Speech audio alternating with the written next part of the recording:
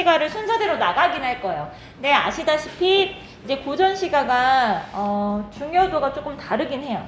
앞에 보시면 이게 조선으로 고려 말부터 조선 넘어가 이제 시조 나오잖아요. 시조라든가 뒤에 가사라든가 이제 아무래도 이런 쪽 출제 비율이 높긴 하지만 고대 가요를 저희가 해야 되는 것은 이유가 뭐냐면 고대 가요에서 나오는 전반적인 풍습이라든가 이런 문화적인 흐름이 결국에는 나중에 조선 이제 시조라든가 가사에 영향을 미치거든요. 그래서 이게 나라가 바뀌긴 하지만 거기 안에는 민족이 갑자기 싹 없어지고 갑자기 신라 민족이 싹 없어지고 갑자기 고려 민족으로 대체가 되는 게 아니라 거기서 사는 사람들 여전히 살고 있고 국가만 바뀌는 거기 때문에 영향을 미쳐서 처음부터 보긴 할 겁니다.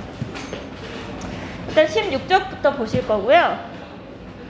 자, 16쪽 보시면은 시적 화제 이런 거 나와요. 그래서 전반적으로 이제 저희가 어떻게 할 거냐면 그 카톡방을 만들어야 돼요. 만들어서 이제 여러분들이 앞으로 어떻게 하셔야 되냐면 예습을 하고 그 다음에 저랑 수업을 받는 걸로 해야 돼요. 안 그러면 전혀 여러분들이 모르는 상태에서 제가 처음부터 끝까지 다 수업을 해버리면 저희가 볼 수 있는 작품의 수가 엄청 줄어들어요. 그러니까 기왕이면 서로 공부하는 입장에서 수업 시간을 좀 알차게 쓰려면 앞으로 예습을 하셔야 되거든요. 그래서 이제 그 반톡을 좀 만들고 제가 이제 뭐뭐뭐 작품 나갈 거예요. 미리 공부해 두세요. 이렇게 얘기를 할 거고 별일이 없으면 이제 수요일 날 일단은 수요일 7교시는 고정으로 수업을 하되 가서 7, 8교시를 하거나 이제 이렇게 해야 될 것 같아요. 매주 7, 8교시 하긴 힘들고 2주 간격이나 뭐 이런 식으로 해서 수업을 하는 게 좋을 것 같아요. 일단 볼게요. 자, 시적 화자 이런 건 여러분들 많이 들어보셨잖아요. 그래서 이제 이거는 여러분들이 읽어보시면 돼요. 읽어보시면 되고 고전 시가에서 시적 화자는 이제 이런 게 특이성이에요.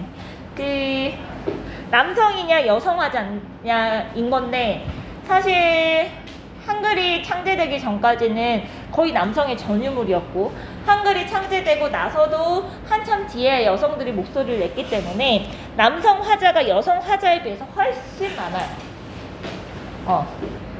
화자라고 보시면 안 되는 게 있네요. 작가 기준으로 자 보세요. 작가 기준으로는 남성 작가가 여성 작가보다 훨씬 많아요. 그런데 화자로 따지면 화자로 따졌을 때는 여성 화자가 훨씬 많아요. 남성인데도 불구하고 여성인 척 쓴 게 많기 때문에 그렇거든요. 그래서 이런 것들이 있고 성별에 따른 특징이 있고요. 그 다음에 이때는 신분제 사회잖아요. 그렇기 때문에 현대시와 다르게 계층에 따라서 얘기하는 것들이 다릅니다. 그래서 여기 보시면 양반은 평민화자 있잖아요. 물론 저희가 이제 보는 문학작품들은 대부분 구전되든 어찌됐든 기록물이기 때문에 양반화자인 경우가 훨씬 많긴 하죠. 상대적으로 평민화자들이 많이 창작을 했다고 할지라도 기록되기가 양반화자들에 비해서는 적겠죠. 계층은 여러분들 계층은 작가와 화자가 거의 일치한다고 보시면 돼요. 계층 입장에서는. 그런데 성별 입장에서는 작가의 성별과 실제 화자의 성별이 다른 경우도 많다. 남자가 여성인 척 쓴 게 많다라는 거죠. 이 부분을 체크하시면 될 것 같고 시적 대상은 말하고자 하는 것들이 다 시적 대상인데 이 부분 한번 보시면 좋을 것 같아요. 5번 보시면 고전 시가에서는 저희가 이제 상충곡도 배우실 건데 이제 9월, 8월 말 9월 넘어가면 대부분을 반해서 배울 건데 자연을 소재로 한 작품들이 되게 많아요. 그래서 요건 좀 체크해 주시면 될 것 같고 자연이라는 소재는 현대시로 가나 고전시가로 가나 자연 자체가 시적 대상일 때는 비판의 대상으로 쓰인 건 전혀 없어요. 즉 그러나 자연물이 비판의 대상이라 했을 때는 그 실제 그냥 자연물 그대로가 아니라 자연물이 뭔가 비유하고 있는 다른 대상이 있을 때만 비판의 대상이고 자연 자체는 현대 쪽이든 고전 쪽이든 간에 비판의 대상일 수가 없다라는 걸 알아두시면 될 것 같고요. 시적 상황은 시적 화자가 처한 상황이다. 이런 거는 읽어보시면 이해되는 거라서 넘길게요. 자, 그 다음에 17쪽에서는 정서에 대한 내용이거든요. 그래서 정서와 여기 보시면 8번, 9번에 정서랑 태도랑 있잖아요. 정서랑 태도는 같이 갈 수밖에 없어요. 당연히 이제 이거는 화자에 대한 내용이잖아요.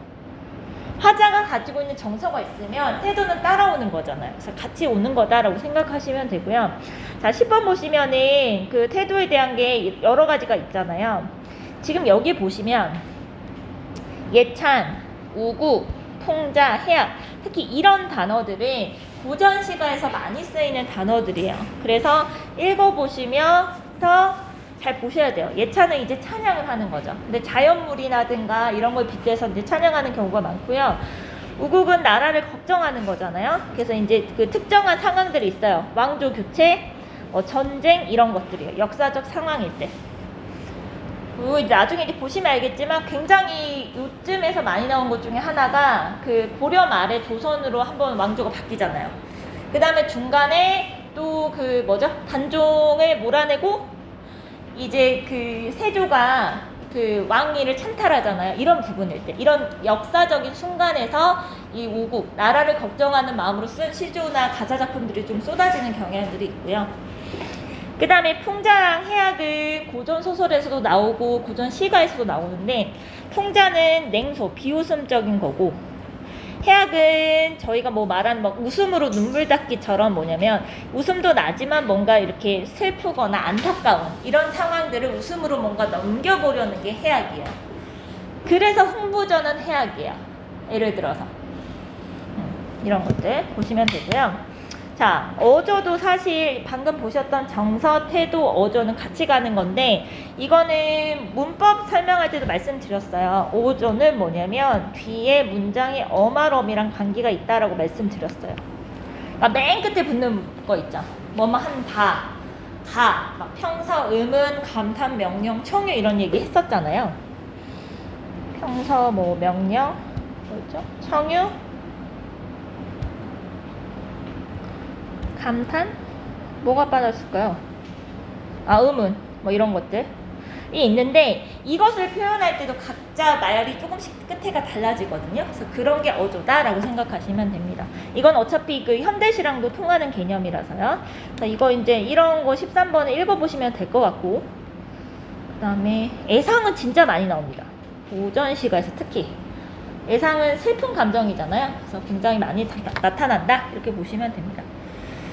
우리가 왜 한이라는 말은 다 누구나 들어봤잖아요. 정확한 의미는 몰라도. 그래서 한이라는 게 단순한 슬픔하고 다르잖아요. 뭔가 슬픔이 더 켜켜이 쌓았을 때 뭔가 한이라는 개념을 얘기하는데, 우리나라 이제 그 고전 문학에는 그런 게 굉장히 많다라고 생각하시면 될 것 같습니다. 그러면 18쪽으로 넘어가시면은 뭐 시어에 대한 내용이 있고요. 함축적 의미 이런 거는 그냥 읽어보시면 될 것 같고, 이건 저희가 그 수업 시간에 배우셨던 내용이잖아요. 감각적 이미지. 이런 것들은 보시면 되고, 주로 여러분들 많이 나오는 게 사실 시각이긴 하거든요. 고전 시가는. 왜냐면 고전 시가는 지금보다는 문학의 뭔가 그 완성도가 조금 덜 발달할 때라서 아무래도 여러 가지 감각보다는 시각, 그 다음에 청각, 좀 이런 것들이 상대적으로 현대시보다는 더 많이 나타난다라고 보시면 됩니다. 그래서 마찬가지예요. 그 고전시가도 그렇고 현대시도 그렇고, 시라는 건 어차피 읽었을 때 연상되는 거기 때문에 시각적 이미지는 이미 깔고 시작을 한다. 그래서 시각적 이미지다라는 보기가 만들어지려면 색채 뭐 이런 것들이 있을 때 시각적 이미지라는 보기가 많이 나타난다. 이렇게 생각하시면 되고요. 다음에 넘길게요. 이 정도 하고, 운율 부분은 이거는 여러분들 추상적 이미지 종류는 좀 한번 읽어보시면 될 것 같고요. 그 다음에 운율 부분은 아시다시피 고전 시가는 얘가 더 핵심이죠. 외역률. 운율이 겉으로 드러나는 경우가 많고요. 뭐 대표적인 게 여러분들 아시다시피 고려가요. 나중에 보시겠지만 민요 이런 애들은 사문보 3번 끊어 있는다는 거죠. 보라는 게 그 걸음수처럼 이렇게 3번 끊어 있는다. 그 다음에 여러분들이 아시는 시조라든가 가사가 대표적으로 사음보죠. 이 정도 기억하시고 나중에 보시면서 다시 한번 설명을 드릴 거고요. 그 다음에 음수율까지는 많이 고려하진 않아요. 요즘은. 물론 이제 뭐 시조나 가사 맨 끝부분은 뭐 3543이니 뭐 이런 얘기 이제 나중에 드릴 건데, 이제 음보율 정도만 생각하시면 될 것 같고요. 운율을 뭐 이렇게도 얘기해요. 율격에 뭔가 격이 있다. 뭐 자유로운 게 아니어서 뭐 이런 얘기 하고요. 자, 후렴구에 대한 내용도 나중에 작품 보시면서 볼게요.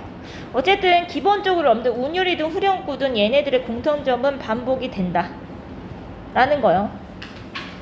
이거 보시면 되고, 음성 상징어가 뭔지만 아시면 될 것 같아요. 여기 수준에서는 의성어, 의태어를 포함한 개념이 음성 상징어잖아요. 그래서 운율을 형성하는 요소의 기본적인 것들을 알고 계시면 될 것 같습니다. 자, 그 다음에 20쪽 표현 부분 보시면은 비유 이런 거는 보시면 이거는 잘 읽어보세요. 그 뭐냐면 현대시에 비해서 고전 시가는 활용법 되게 많이 써요. 그 다음에 의인법 되게 많이 쓰고요. 대유법도 굉장히 많이 씁니다. 이게 현대시에서는 좀 덜 써요. 현대시에서 많이 안 쓰는데 고전 시가에서 많이 쓰는 애들이 요런 애들이야. 왜냐면 자연물을 속성으로 해가지고 작품 되게 많이 쓰거든요. 근데 자연물 자체가 인간이 아니잖아요. 그리고 움직일 수 있는 애가 아니잖아요. 특히 막 바위라든가 뭔가 식물 이런 애들은. 근데 이런 것들을 뭔가 살아있는 것처럼 또는 자연물을 가지고 뭔가 다른 대상을 대거나, 나중에 보시면 알겠지만 백로랑 까마귀 엄청 나오거든요. 단종 시대쯤 되면은 백로는 겉에 하얗잖아요. 그래서 뭔가 충신의 이미지, 그 다음에 까마귀는 간신의 이미지로 이렇게 나오는데, 이제 나중에 보시면은 막 종몽주 엄마가 막 그래요. 백로야, 까마귀 노는데 가지 말아라. 네가 흰데 검어질까 두렵다. 이렇게 써요. 그 다음에 이제 간신, 그러니까 여기서는 이제 간신이라고 하는데, 예를 들어서 그 조선 개국공신들 있잖아요. 개국공신들 입장에서는 본인들을 까마귀로 부르는 걸 알아요. 고려 유신들이. 그럼 뭐라고 얘기하냐면 이런 얘기해요. 백로야, 너 흰 척하지 마. 너 속은 검어. 이러면서 이제 서로 주고받거든요. 그러니까 대표격으로.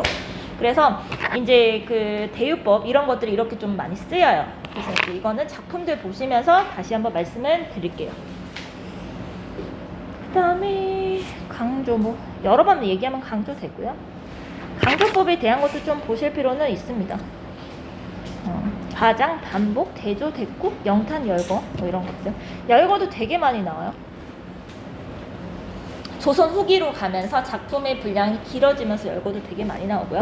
근데 열거는 애들아 기본적으로 기억을 하셔야 되는 게 열거되는 대상은 주로 유사하거나 대등해요. 즉 성격이 비슷한 애들을 나열한다 라고 생각하시면 됩니다. 이건 현대시에서도 마찬가지고요. 윤동주 시 있잖아. 하늘의 바람과 별과 시와 막 이런 애들은 대상이 유사한 거죠. 이런 것들 생각해 보시면 되고요. 나머지는 읽어보시라는 겁니다. 제가 넘어가도 여러분들이 꼼꼼히 읽어보셔야 돼요. 자, 그 다음에 변화법. 지금 이런 표현법들은 다시 한번 꼼꼼히 다 읽어보시고요. 역설은 많이 안 나타나요. 상대적으로 고전 시가에서는. 도치도 엄청나게 나타나진 않고요. 반어나 이런 서리는 엄청나게 또 많이 쓰이죠. 서리는 말도 못하게 쓰이죠. 자, 그 다음에 상징의 종류. 이거는 상징이, 자, 아까 말씀드렸잖아요. 고대가요를 봐야 되는 이유는 이거예요. 관습적 또는 원형적 상징이 고대가요부터 해서 조선시대까지 쭉 이어오는 반복되는 개념들이 있어요. 뭐 물이라든가 뭐 달이라든가 해라든가 이런 기본적인 자연물들. 그래서 거기에 대해서 여러분들 보실 거고요.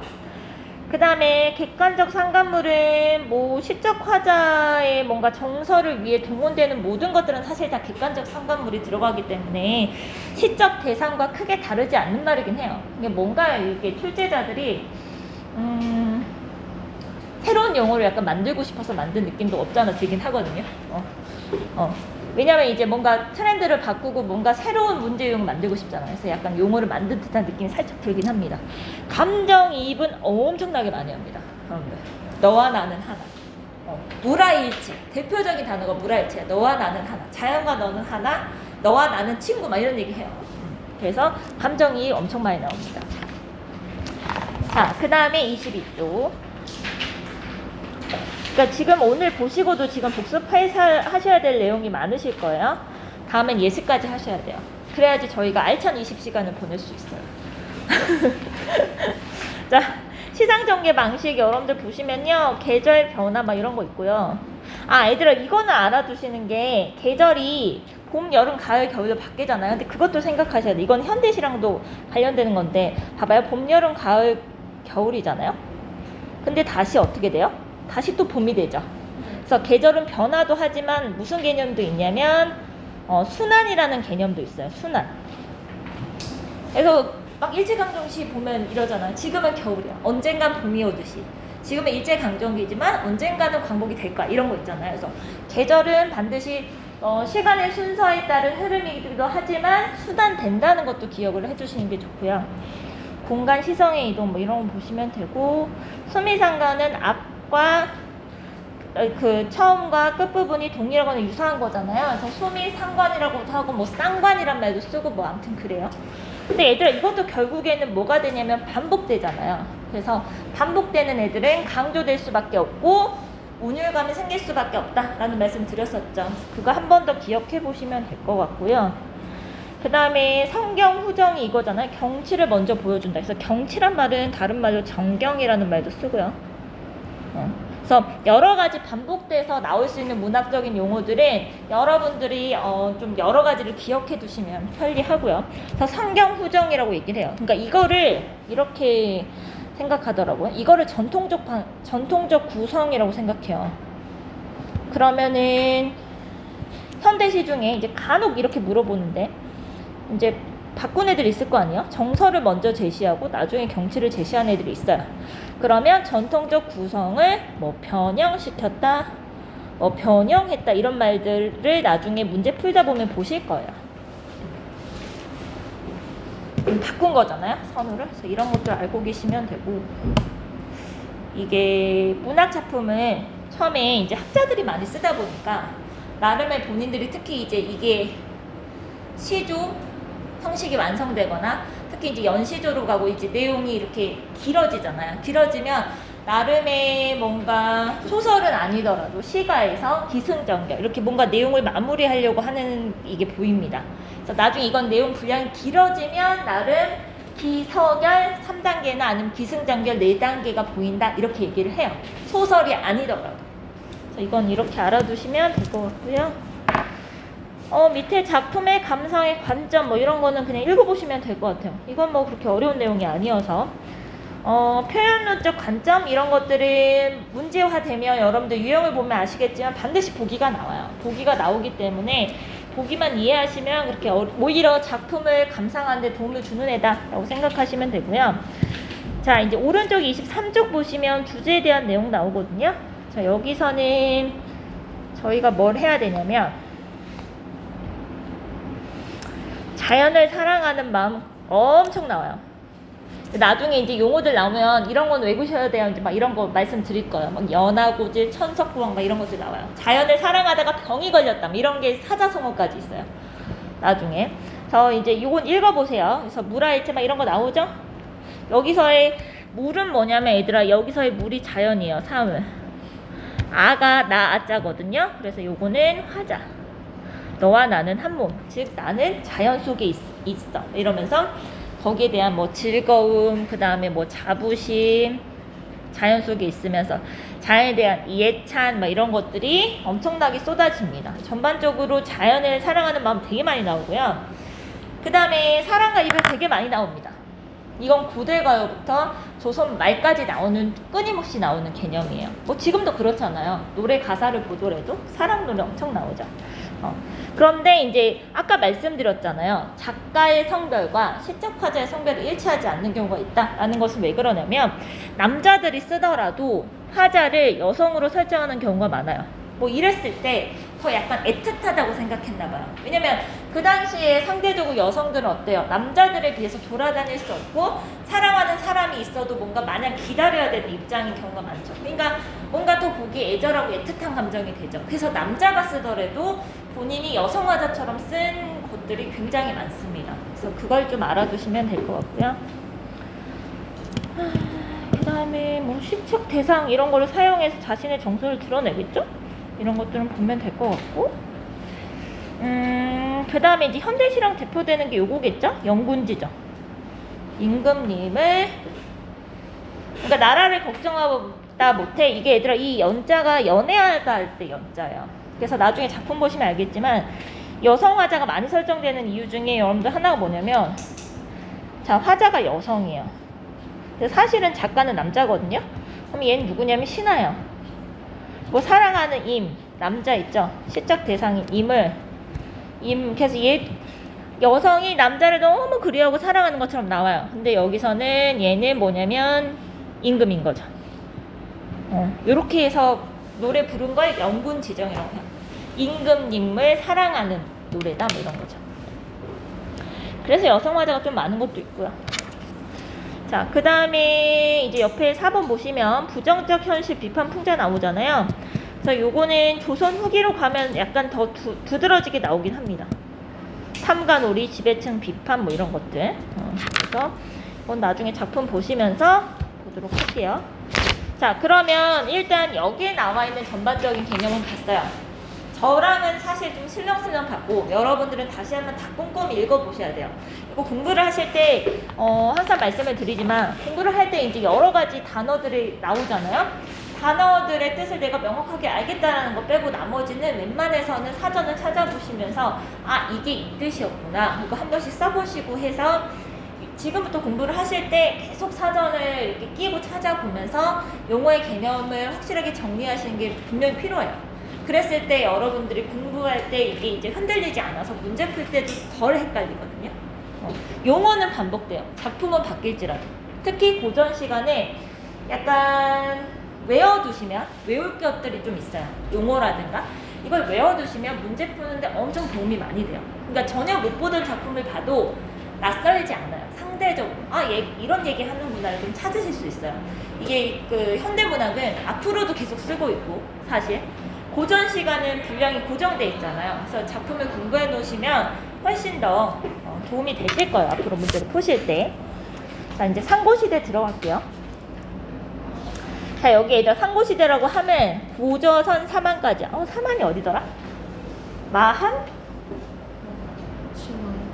진한? 만? 약해요. 자, 한번 볼게요. 상고시대. 자, 상고시대 특징은 옆에 있거든요. 이거 보시면은 얘는 완벽하게 문학이 이제 정말 꼽혔을 때가 아니에요. 그래서 얘는 집단적이야. 그럼 나중에는 뭐 어떻게 되겠어요? 개인적으로 바뀌겠죠. 개인적으로. 나중에 흐름은. 자, 서사란 말은 뭐냐면 얘들아 무슨 서사시 하잖아. 서사는 뭐냐면 이게 시간의 흐름에 따른 뭔가 이야기일 때요. 그래서 여러분들 왜 소설 있죠? 소설을 서사 장르라고 한단 말이에요. 근데 이때는 뭐냐면 시가 있긴 한데 배경설화에 따른 시예요. 그러니까 이 이야기에 따른 중간에 약간 그 시라고 보시면 돼요. 나중에는 서사적인 거에서 서정적인 거, 정서를 중심으로 하는 걸로 바뀌겠죠. 서정을 얘들아 거꾸로 읽으면 정서잖아요. 그러니까 정서 위주가 아니었다는 거죠. 처음에는. 이제 이런 것들로 흘러간다라고 보시면 돼요. 여기 내 옆에를 왜 못 봤지? 미안해. 얘들아 집단 서사에서 개인적 서정으로 넘어가는 구조다라고 생각하시면 돼요. 여기 일일이 썼죠? 자, 그래서 볼게요. 자, 이때까지는 여러분들 한글이 없었죠? 한글이 없어서 한문으로 쓰였던 것이 기록됐다가 나중에 이제 번역이 된 거다라고 보시면 됩니다. 볼게요.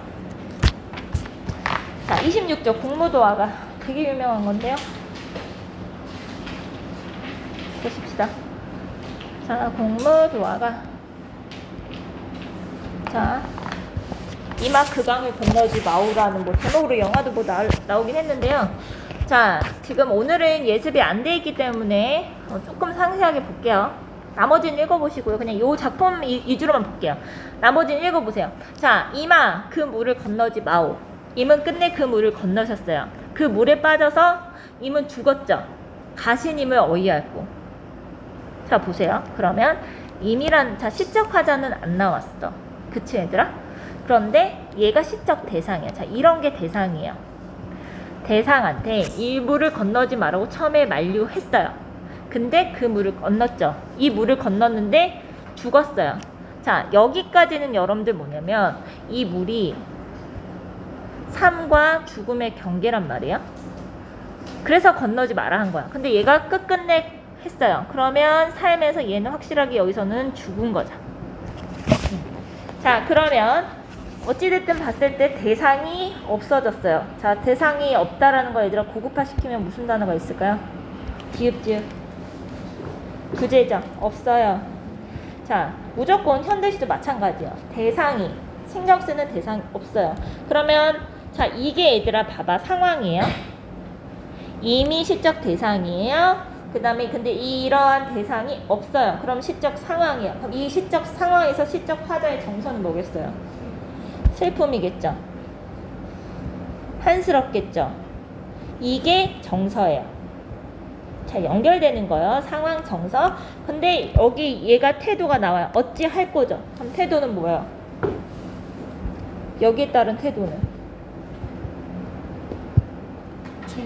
체념하죠. 자, 그래서 고전시가든 현대시든 여러분들 같이 엮이는 거예요. 시적 대상, 그 다음에 시적 상황, 여기에 따른 시적 화자의 정서와 태도. 아시겠죠? 그래서 기본적으로 여러분들이 처음 보는 시를 요거를 한번 고민해 보시고 그 다음에 해설을 보시는 거예요. 그랬을 때 모르는 작품을 만나도 좀 더 도움이 되시거든요. 자, 이 내용이 여기 정리는 돼 있어요. 근데 작품을 공부하는 방법에 대해서 말씀을 드리는 거예요. 이제 그 실적 여기 배경 설화, 그러니까 이것만 보시면 이해가 안 되죠. 그래서 고대 이제 이런 가요들은 항상 배경 설화가 있어요. 그래서 배경 설화를 읽어보면 이 임은 남편이에요. 남편이 물에 빠져 죽는 모습을 지켜본 아내의 슬픔과 체념이 예절하게 표현된 노래예요. 근데 여기를 먼저 보시지 말고 일단 이렇게 고민을 해보시라는 거예요. 내가 판단한 게 맞는지. 이게 더 중요합니다. 그래서 여러분들 그 이제 물이라는 게 나오잖아요. 물은 지금 현대시까지 꾸준히 나와요. 지금 박재삼의 시도 보면 그렇고요. 물이라는 것은 여러 가지 이미지가 있는데 생명을 주는 이미지도 있고 얘처럼 죽음의 이미지도 있어요. 그래서 물은 고대부터 지금 현대까지 이렇게 영향을 미치는 애들을 무슨 이미지라고 하냐면 아까 잠깐 보고 넘어갔었는데 원형적 이미지예요. 관습적 이미지가 있고 원형적 이미지가 있어요. 원형은 뭐냐면 전 세계 공통적인 거. 관습적인 건 뭐냐면 우리나라만 통하는 거. 예를 들어서 우리나라는 나중에 보시면 알겠지만 국연세 이런 애들이 나오면 무조건 슬픈 내용이야. 다른 나라에서 봤을 때는 이해가 안 되죠. 그런 관습. 어느 나라에서는 통하는 개념은 원형적 이미지예요. 일단은 이렇게 보시면 됩니다. 나머지는 읽어보세요. 요거는 저랑 굳이 할 필요는 없어요. 무속행이다 막 여러 가지 말들이 있거든요. 그래서 한번 읽어보시면 됩니다. 이런 것들이 있군 라고. 이게 물의 원형적 이미지 때문에 이 작품은 안 볼 수가 없어서 보는 거고요. 자, 그래서 보시면 이런 거 정지상의 송인 있죠? 여기서도 뭐라 그래요? 물이 나오죠. 자, 그럼 이 작품만 봐보세요. 자, 비겐죽의 풀빛이 고운데 남포에서 얘들아 이런 무슨 포 나오면 기억해 주세요. 무슨 포는 뭐냐면 물가예요. 물가. 물가. 무슨 포는 물가입니다. 물가 정도만 기억하시면 돼요. 자, 남포에서 인보내면 슬픈 노래를 부른대요. 대동강 물이야 언제나 마르려나 이별 눈물을 해마다 푸른 물결에 붙여나니. 그러니까 내가 계속 슬퍼서 울어가지고 대동강 물이 마를 리가 없다. 뭐 이런 내용의 약간 가장법적인 이별에 대한 슬픔을 얘기를 하는 겁니다. 그래서 이제 이런 물에 대한 뭔가 이별의 이미지, 여기서는 약간 이별의 이미지인 거죠. 아까는 죽음의 이미지였죠.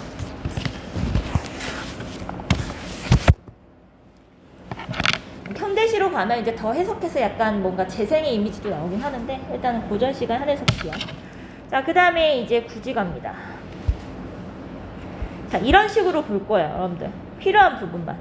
그러니까 굳이 여러분들이 읽어도 이해되는 것까지 제가 같이 하지는 않을 거예요. 그러니까 여기 작품에 나와 있지 않은 추가적인 내용이라든가 아니면 이 부분은 꼭 아셔야 돼요. 포인트 되는 부분 위주로 설명을 드릴게요. 자, 일단은 여러분들 보시면 굳이간데요. 이것도 약간 주술적인 의미가 있어요.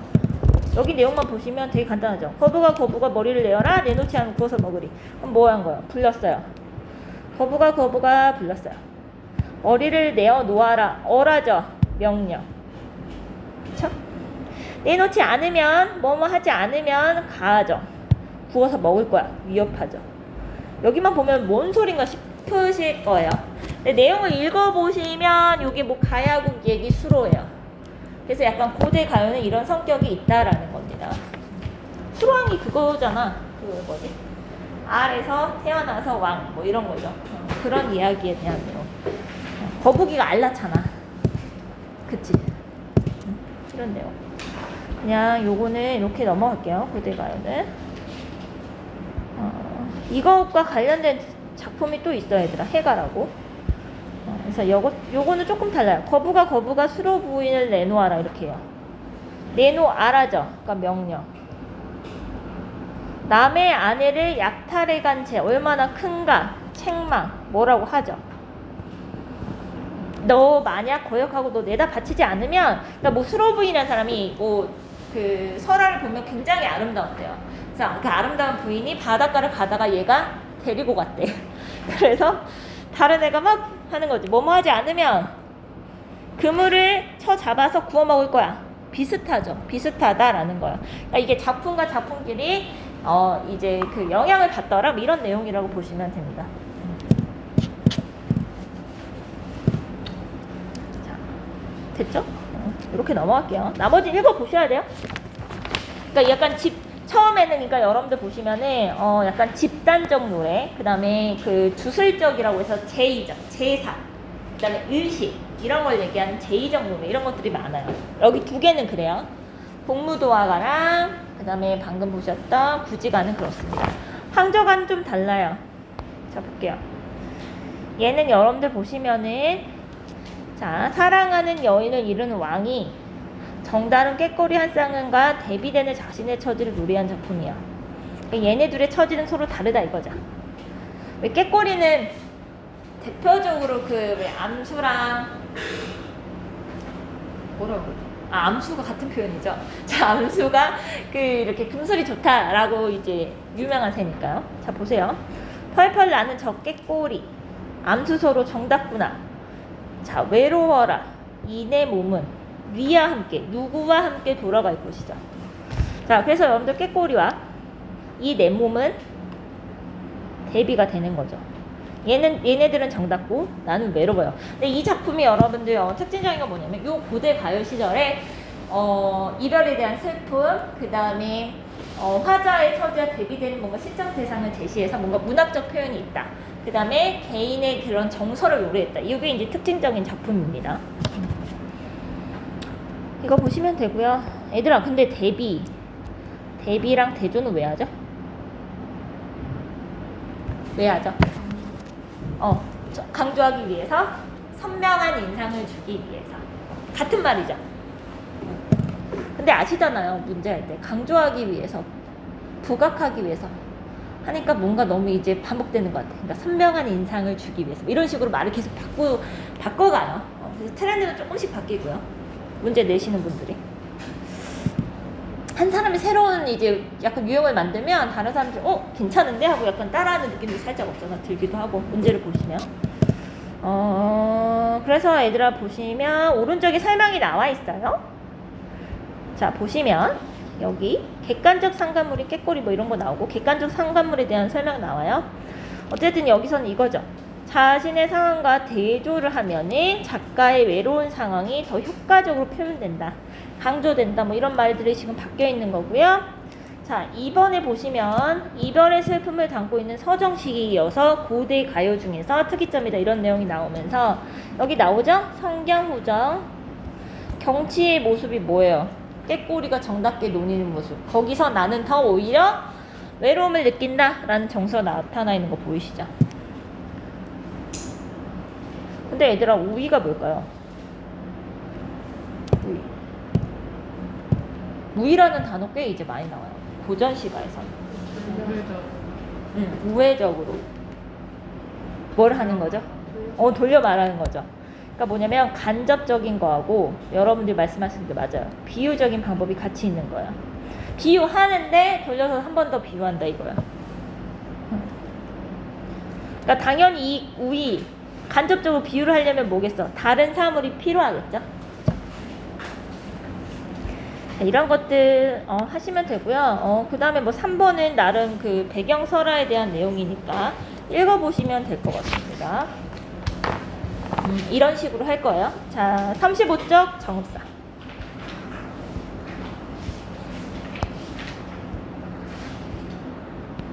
자, 정읍사 볼게요. 여기서 또 원형적 이미지 나와요. 얘들아 이거 달. 여기서 앞으로 고전 시가에서 달 꽤 많이 나와요. 볼게요. 자, 외우셔야 될 거. 자, 여러분들 반드시 봤을 때 하, 누구 하 나오죠. 근데 앞에 그 대상이 여기 보셨던 것처럼 사람이 아니 살아있는 대상이 아니라 무정물이야. 그러면 얘는 높임의 대상이 돼요. 그래서 여러분들 밑에 해석 보시면 뭐라고 돼 있어요? 달림이시여 라고 돼 있죠. 여러분들. 그래서 달하, 그러니까 달림이시여가 돼요. 꼭 외우셔야 되는 것에 대해서 말씀을 드릴게요. 그래서 하는 뭐냐면 높임의 대상을 가리키는 이제 누구야 부르면서 붙는 조사를 뭐라고 배웠어? 혹격조사. 높임의 혹격조사예요. 배웠잖아 우리 조사. 그치? 조사 배워야 돼. 아 현대문법 지금 배우고 있죠? 들어갔죠? 높임 표현만 이런 거 배우고 있죠? 아 문법 안 하니까 너무 좋아. 물론 중간고사 보고 고전문법도 내가 해야겠지. 자, 높이 곰 이죠. 높이 도다샤. 얘들아 샤 알아두세요. 샤는 뭐냐면 감탄의 의미예요. 감탄 영탄법 할 때 뭐뭐 샤 많이 써요. 자, 앞으로 외우셔라. 이거는 뭐냐면 다른 작품에도 많이 나온다 라고 생각하시면 돼요. 외우세요 뭐 이런 거는. 자, 어기야. 얘들아 여운그라면 많이 나오거든요. 그 가시리 할 때 배우지 않았어요? 여운구? 그치? 근데 얘는 빼도 의미는 된다. 근데 중간에 그 지금 뭐냐면 어때요 얘들아? 이거 약간 사문구 같지 않아요? 이거 후렴구 빼고 나면 가라 높이고 도다샤 어기야 머리고 빛이 오시다. 그쵸? 이제 약간 운율을 맞추기 위해서 쓰는 의미 없는 애들 여운구. 그쵸? 자, 그 다음에 머리고 멀리 빛이 오시라 이거죠. 비춰주세요 이런 거고요. 이건 후렴구죠.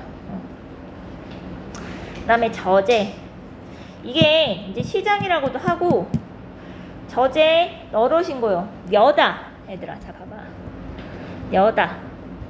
여다라는 거는 가다란 뜻이야. 가다. 어디가 계신가요? 이런 얘기입니다. 두음법칙이 적용이 안 됐죠? 자, 어기야. 진대를 드데울세라 해서 위험한 곳, 질퍽한 곳이라고 되는데 이 진대가 이제 공식적인 수업은 아니까 진대가 이제 뭐도 되냐면 여자도 되는 거지.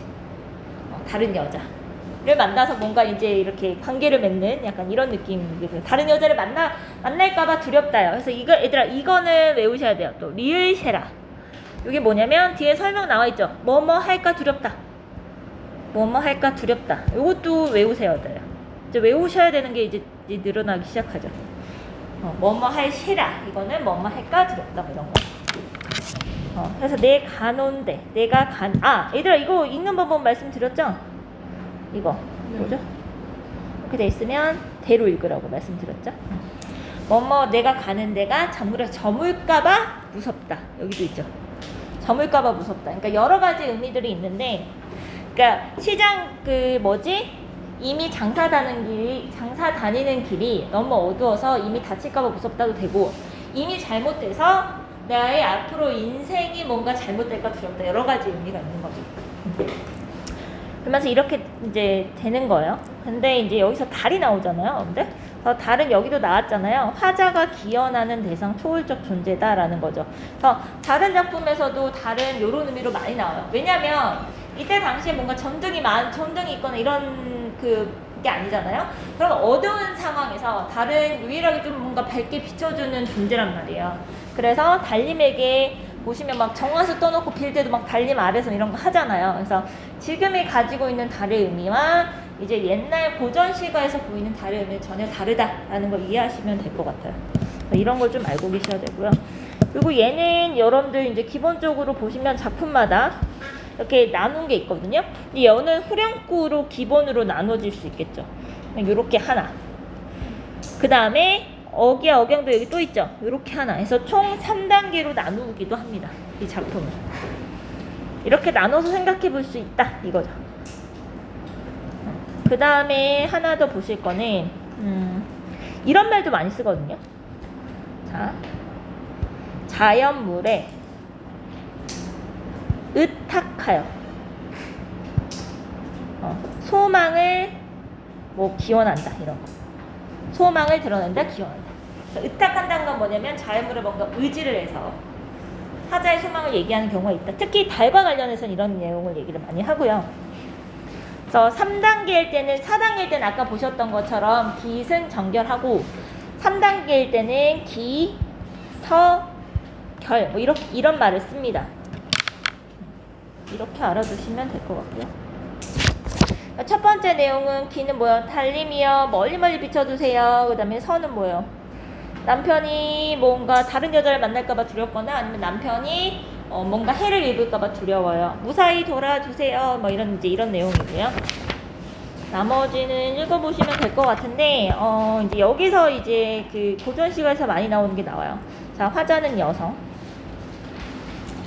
이제 여성 화자에 대한 이게 이제 본격적인 게 나오고요. 그 다음에 2번에 보시면은 달의 이미지가 나오잖아요. 자, 달은 그저 단순한 자연물이 아니라 뭐다? 어둠을 물리치는 광명의 상징, 기원의 대상으로서 쓰이더라 이거죠. 이런 건 다른 작품에서도 보실 수 있는 거. 원형적 이미지야 이런 것도. 어느 나라나 있으니까. 그 다음에 아내가 남편을 기다리잖아요. 이런 정서적인 부분에서 여기 이쪽에 보시면은 여기 나오죠. 자, 주인공은 주로 여성이에요. 그래서 그들에게 공통의 보행이 이제 앞으로 계속 많이 나올 거예요. 자, 여성으로서 그리움, 기다림의 이런 서정적인 애환은 우리 민족의 보편적인 한의 정서로 확장된다는 얘기는 뭐냐면 현대 그 조선 초기 작품까지는 여성으로서의 뭔가 기다림, 임에 대한 그리움 이런 것들이 켜켜이 쌓여서 한으로까지 뭔가 단순한 슬픔이 아니라 우리나라에서만 있는 단어죠. 한이라는 거. 그러니까 슬픔과는 훨씬 더 농도가 짙은 슬픔 이런 것들을 얘기하는. 그래서 이런 것들을 한번 여기서 살펴보실 수 있다라고 보시고요. 지금 여기서는 이게 안 나왔는데 여기 뒤에 문제 보시면은 자, 요게 설화예요. 배경설화라고도 하죠. 그래서 정읍사의 배경설화다. 그래서 이게 망부석이 됐다 이런 내용도 있어요. 기다리다가 망부석이 돼버린 막 이런 것들이 약간 설화 쪽에 있죠. 그러니까 그만큼 반부석이 됐다는 뭐야? 그만큼 간절한 기다림에 대한 이런 것들이 이제 나타나 있는 거죠. 자, 그 다음에 서동현입니다. 아마 서동현 좀 기본적으로 좀 알고 계실 거예요. 가. 넌 뒷부분만 들어. 자, 서동현. 야, 서동이 선화공주한테 미리 거짓 소문을 내서 왕이 되었다. 뭐 이런 내용이잖아요. 자, 여기 보시면 마지막 이것 때문에 백제의 왕이 올랐대, 그죠? 나쁜 놈이긴 한데 어쨌든 얘는 신화적 성격을 가지고 있다라고 얘기를 해요. 그래서 신화적 성격. 고전소설이나 얘들아 특히 고전소설 보면 이상한 애들 되게 많죠. 나는 제일 꼴보기 싫은 게 춘향정이 이몽룡이야. 그렇지 않아? 잘 생각해봐. 야, 온갖 고초를 기다리고 수령의 그 소청도 거절하고 사또의 소청도 거절하고 기다렸어. 사실 얘가 왔잖아.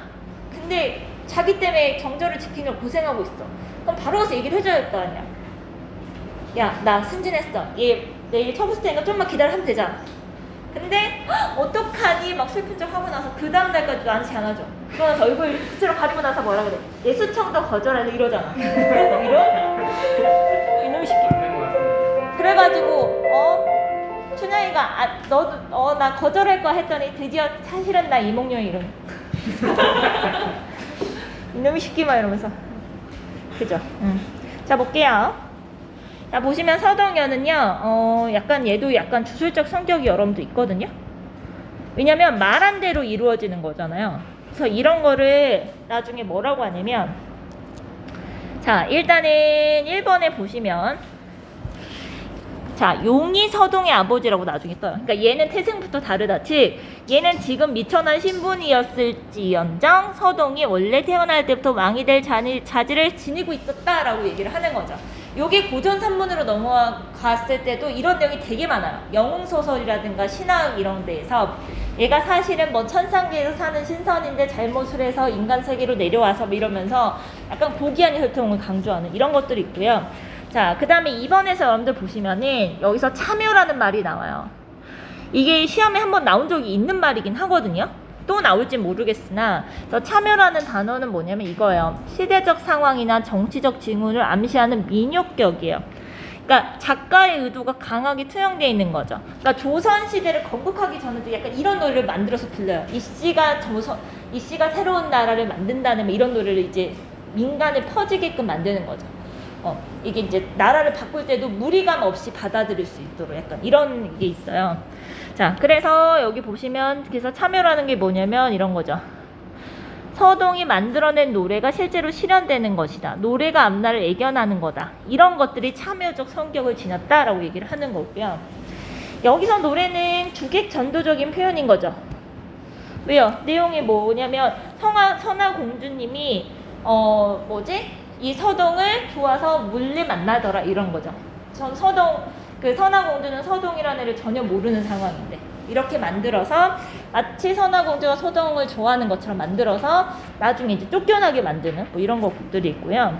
그 다음에 여기서 하나 포인트는 요거죠. 어찌됐든 실제로 얘는 뭐 태생이 아무리 좋다고 할지라도 얘는 원래 미천한 신분인 게 맞잖아요. 그래서 여기서 보시면 신분을 초월한 사랑이 보인다라는 거죠. 그러면 이게 아까 말씀드렸던 춘향전도 마찬가지인데요. 춘향전도 원래 기생이 양반의 그것도 그 벼슬을 한 양반의 정실 부인이 될 수가 없어요. 이런 걸 다 뭐라고 해석하냐면 이런 얘기를 해요. 민중들이 가지고 있는 신분 상승 욕구가 반영됐을 것이다 이렇게 얘기하거든요. 원래는 첩으로 들어가야 되잖아요. 그래서 이런 것들도 이렇게 얘기하면 반영됐다. 뭐 조금 더 고급스럽게 하면 투영됐다 이렇게 볼 수 있겠죠. 그리고 미천한 애가 어찌됐든 나중에 왕이 되죠. 그래서 영웅 설화적 요소를 지니고 있다. 뭐 이렇게도 얘기를 합니다. 그래서 이런 부분들을 찾아볼 수 있다. 라는 부분들을 보시면 될 것 같습니다. 자, 그 다음에 헌화가까지만 할까요? 내가 지금 수업을 녹화하고 있잖아. 아직 47분이야.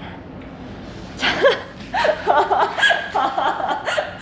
꽉 찬 50분을 보여주겠어. 자, 꽃을 바치는 노래 헌화가. 자, 보시면 여기서 수로부인 또 나오는 거. 그 당시에 수로부인이 굉장히 아름다움으로 유명한 애였나봐. 자, 밑에 얘들아 해석 위주로 봐봐. 이거 어려우니까. 자, 봐봐. 자줏빛 바위가에 잡고 있는 암소 놓게 하시고 나를 아니 부끄러워하시면 꽃을 꺾어 바치러 오이다 이거거든요. 그러니까 얘가 지나가다가 절벽에 꽃이 봤는데 꽃이 너무 아름답다 이렇게 얘기를 한 거야. 근데 이제 너무 다들 위험하니까 아무도 나서지 않은 거지. 그랬더니 지나가던 이 암소를 모든 노인이 수로 부인에게 잘 보이고 싶어서 꽃을 바치는 내용이에요. 자, 그러면 바위는 얘들아 알아두자. 바위는 바위야. 외우세요. 앞으로 많이 나와요. 가세. 요런 건 이제 가장자리거든요. 어찌됐든 이 시적 공간은 뭐예요? 절벽 같은 곳이어서 위험한 곳이죠. 근데 이 위험한 곳을 잡아온 암소도 다 놓고 본인의 생계수단도 다 놓고 나는 임을 위해서 꽃을 꺾겠다라는 거죠. 자, 나가 뭐냐면 시적 하자죠. 나를 아니 부끄러워하시면 자, 조건 또는 가정을 했을 때 제가 꽃을 꺾어다 바칠게요 라고 얘기하면서 어떤 행위를 약속하는 거죠. 행위를 하겠다라고 얘기를 하는 거죠. 얘들아, 요거는 꽃이에요. 요것도 외워주세요. 꽃 많이 나오겠죠? 앞으로. 그래서 이걸 뭐라고 하냐면 꽃을 바치는 행위를 이런 게 보기로 나올 수도 있어요. 나온다 그러면 사나 공덕이라고 해요. 꽃을 바쳐서 누군가에게 윗사람의 꽃을 바치는 행위를 상하 공덕이라고 얘기를 합니다. 그래서 죽음을 강화하고라도 꽃을 뭔가 누군가에게 있어서 바치는 행위에 대한 내용이어서요. 이제 여기에 대한 내용을 한번 보시면 될 것 같고, 아쉽네요. 여기까지 했을 때 고대학이 끝났어요. 자, 다음 시간에 보시는 이 처연가는 이제 향가로 들어갑니다. 그래서 신라 향가는 다음 시간에 보도록 할 거고요. 무엇을 먼저 공부를 하셔야 되냐면, 우리 일단은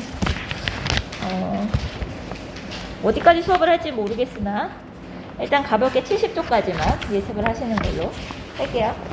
70쪽까지 읽어보시는 걸로. 앞에 건 오늘 하셨던 거 복습하시고 70쪽까지 예습. 끝.